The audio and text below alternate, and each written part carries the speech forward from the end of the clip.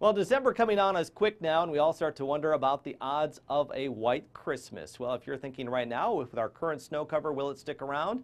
Well, you have to be in some very select areas to have a white Christmas if it occurred in the next couple of days. You'd have to be up along the U.S.-Canadian border or in parts of the northern Rockies. But December does hold some hope. December, after all, is a snowier month across the country. Areas like Spokane in the northwest average nearly 15 inches. Chicago averages close to 8. Buffalo, New York in the snow belt, 27. Boston, Pittsburgh also typically see about 8 inches. So if you see 8 normally, your odds would be pretty good that you'd have a white Christmas. And that's why, according to data based on climates over information from the last 30 years, shows that much of the northern and central Rockies does see snow, normally in the high elevations. Through the northern and upper Midwest, usually northern Minnesota, northeastern North Dakota, the UP, and parts of northern Wisconsin have a greater than 90% chance of seeing a white Christmas. Areas in the Ohio, Tennessee Valley, your odds are less than 25%. And your chances are usually high in northeast New York, Vermont, New Hampshire for a white Christmas.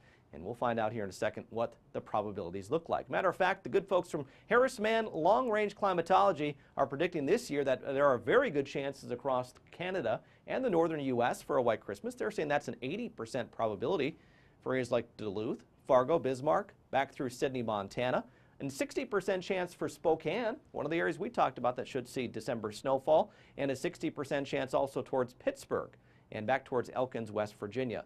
Pattern so far this year has been like this: a more southerly storm track keeping the energy down here through the Tennessee Valley riding into the northeast. And I think that's why probably Harris Mann and a lot of the models are latching on to the idea that we have a greater chance this year of more snow in the northeast for Christmas. It's got a couple of GFS ensemble runs. These are based on model data. And again, the accuracy, just like winning the lottery, it's not that good. But interesting to look at. This is the least likely: a foot of snow or more all the way down into Kansas.